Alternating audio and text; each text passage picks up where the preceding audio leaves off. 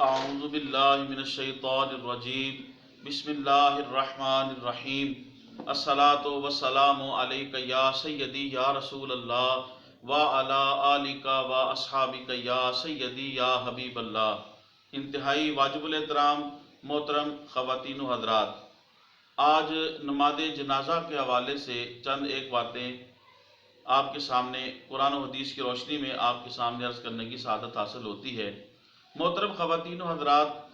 احناف کے نزدیک نماز جنازہ میں 4 تکبیریں اور قیام یہ فرض ہے۔ اس کے علاوہ نماز جنازہ میں درود شریف پڑھنا، ثنا پڑھنا اور دعا کرنا یہ امور مستحبہ میں سے ہے۔ فرض چیزیں احناف کے نزدیک جو ہے وہ 4 تکبیریں اور قیام ہے۔ محترم خواتین و حضرات،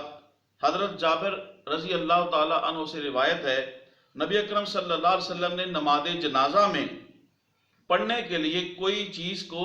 معین نہیں فرمایا، نہ حضرت ابوبکر رضی اللہ تعالیٰ عنہ نے اور نہ ہی حضرت عمر رضی اللہ تعالیٰ عنہ نے۔ اس روایت کو مصنف ابن ابی شیبہ نے اپنی روایت کے اندر لکھا ہے، اپنی کتاب کے اندر۔ اسی طرح حضرت عمر بن شعیب اپنے والد سے اور وہ پھر اپنے دادا سے روایت کرتے ہیں کہ نماز جنازہ میں حضور علیہ السلام کے 30 صحابہ سے روایت ہے کہ نماز جنازہ میں پڑھنے کے لیے کوئی چیز معین نہیں ہے۔ اسی طریقے سے واجب الاحترام نماز جنازہ کے اندر احادیث سے جو ثابت ہیں، درود شریف، دعا اور کلمات خیر جو ہیں، مکالمات مغفرت جو ہیں وہ پڑھ لیے جائیں تو نماز جنازہ احناف کے نزدیک ہو جاتی ہے۔ لیکن احناف جو مخصوص کلمات ثنا اور کلمات دعا پڑھتے ہیں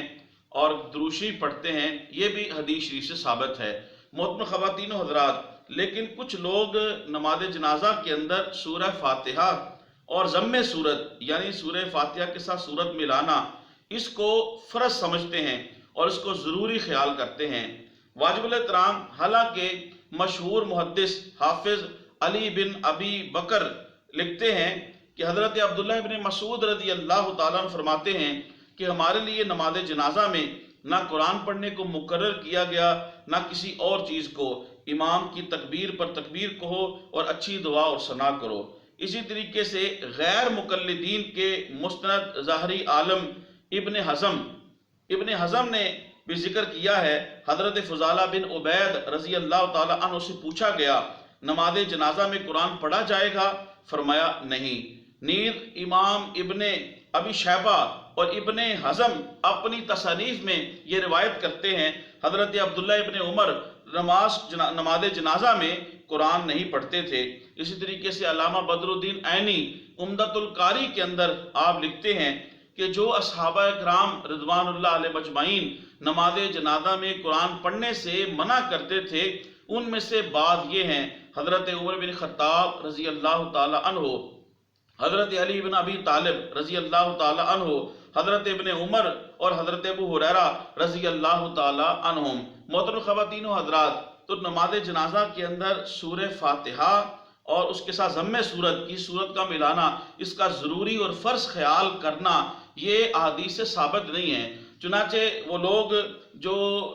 ضم سورت اور قرآن کو پڑھنا جو ہے ضروری اور فرض خیال کرتے ہیں، وہ اس کے اوپر سورہ فاتحہ کے اور ضم سورت کے اوپر صحیح بخاری شریف کی ایک روایت دلیل کے طور پہ دیتے ہیں۔ حضرت ابن عباس نے رضی اللہ تعالیٰ عنہما نماز جنازہ میں سورہ فاتحہ پڑھی اور فرمایا کہ لوگ جان لیں یہ سنت ہے۔ واجب الاحترام اس کا جواب یہ ہے کہ وہ لوگ جو نماز جنازہ میں سورہ فاتحہ اور ضم سورت پڑھتے ہیں یہ ان کے لیے دلیل نہیں ہے، اس لیے کہ حدیث پاک کے اندر تو صحابہ کرام رضوان اللہ اجمعین کے مقدس جماعت میں سے حضرت ابن عباس رضی اللہ تعالیٰ یہ فرما رہے ہیں کہ یہ سنت ہے، حالانکہ یہ جو سورہ فاتحہ اور ضم سورت کرتے ہیں ان کے نزدیک تو یہ فرض ہے، یہ ضروری خیال کرتے ہیں، لہذا وہ ضروری سمجھتے ہیں اور فرض سمجھتے ہیں، حالانکہ اس حدیث کے اندر تو سنت کے الفاظ ہیں، لہذا یہ ان کی دلیل نہیں بن سکتی۔ اور دوسرا یہ ہے واجب الاحترام، یہ اس کے اندر صراحت نہیں ہے کہ یہ حضور ہی کی سنت ہے صلی اللہ علیہ وسلم۔ اور تیسرا یہ ہے کہ جب صحابہ کرام رضوان اللہ اجمعین سے نماز جنازہ میں سورہ فاتحہ پڑھنے سے منع ثابت ہو چکا ہے اور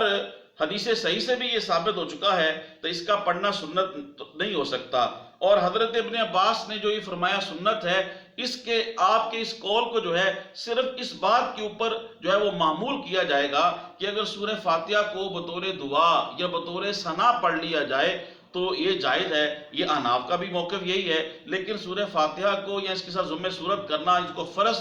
خیال کرنا اور ضروری خیال کرنا، یہ حدیث سے ثابت نہیں ہے، اور جو وہ دلیل پیش کرتے ہیں اس کا جواب میں نے آپ کے سامنے عرض کر دیا ہے۔ اسی طریقے سے ابن ماجہ کی ایک روایت پیش کرتے ہیں کہ حضور علیہ السلام نے نماز جنازہ میں سورہ فاتحہ شریف پڑھنے کا حکم دیا۔ اس حدیث کی سند میں ایک راوی ہیں حماد بن جعفر العبدی، حافظ ابن حجر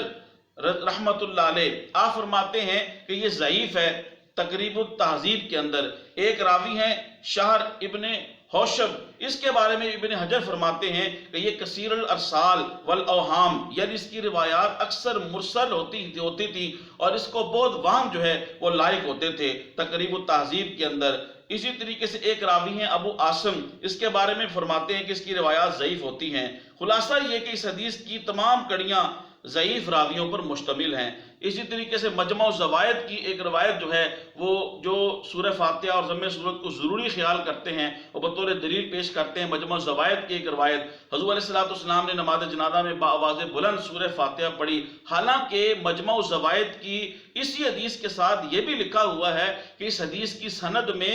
یحییٰ ابن یزید بن عبد الملک جو نوفلی جو ہیں، یہ ان کا نام جو ہے ایک راوی ہیں، یہ بھی ضعیف ہیں۔ اسی طریقے سے مجمع الزوائد سے اسما بنت یزید کی روایت پیش کرتے ہیں بطور دلیل، جس میں ہے کہ حضور علیہ السلام نے فرمایا کہ تم نماز جنازہ پڑھو تو سورہ فاتحہ پڑھو، جبکہ اس حدیث کو نقل کرنے کے بعد صاحب مجمع الزوائد یعنی صاحب کتاب جو ہیں وہ فرماتے ہیں کہ اس حدیث کی سند میں معلّہ ابن حمران جو ہیں، ان کا نام جو ہے ایک راوی ہیں، یہ مجہول راوی ہیں، اور اس کے علاوہ دوسرے راوی بھی جو ہیں وہ محل کلام ہیں۔ سنن نسائی سے ایک حدیث پیش کرتے ہیں، حضرت ابن عباس نے سورہ فاتحہ پڑھی اور ضم صورت کیا، اس کا جواب میں پہلے عرض کر دیا ہے، اس کو صرف جو ہے وہ دعا کی نیت سے اور ثنا کی نیت سے اگر پڑھا جائے تو احناف اس کے بھی قائل ہیں، لیکن اس کو فرض خیال کرنا اور ضروری خیال کرنا یہ حدیث سے ثابت نہیں ہے۔ تو محترم خواتین و حضرات، نماز جنازہ کے حوالے سے ایک تحقیقی چیز میں نے آپ کے سامنے عرض کر دی ہے۔ باقی احناف کا موقف یہ ہے کہ دعا کے پہلی تکبیر کے بعد ثنا پڑھی جائے گی اور اس کے لیے ایک مخصوص الفاظ ہیں، اگر وہ نہیں آتی تو کوئی بھی ثنا کے الفاظ ہیں نماز میں جو پڑھتے وہ بھی پڑھ لی جائے تو ہو جائے گی۔ اسی طریقے سے دوسری تکبیر کے بعد درود شریف پڑھا جائے گا، درود شریف کے مخصوص الفاظ ہم پڑھتے ہیں وہ بھی حدیث سے ثابت ہیں، لیکن کوئی بھی درود شریف پڑھ لیں تو نماز جنازہ ہو جائے گی۔ تیسری تکبیر کے بعد مرحوم کے لیے یا مرحومہ کے لیے یا مرحومین کے لیے دعائے مغفرت کی جاتی ہے، تو واجب الاحترام اس کے لیے مخصوص الفاظ ہیں، وہ بھی بحمدہ اللہ تعالیٰ و برسول الکریم احادیث سے ثابت ہیں، لیکن اس کے علاوہ بھی اگر دعائے مغفرت کر دی جائے، دعا کر لی جائے تو احناف کے نزدیک جائز ہے۔ چوتھی تکبیر ہوگی اور اس کے بعد سلام پھیر دیا جائے گا، پھر مسلمان مرحوم یا مرحومہ کے لیے یا مرحومین کے لیے دعائے مغفرت کرنا، یہ بھی قرآن و حدیث سے ثابت ہے۔ اللہ تبارک و تعالیٰ کی بارگاہ میں دعا ہے میری جو باتیں میں نے کی ہیں اس کو آپ کو سن کے اور اس کے اوپر عمل کرنے کی اور اچھے طریقے سے آگے پہنچانے کی توفیق عطا فرمائے۔ السلام علیکم ورحمۃ اللہ وبرکاتہ۔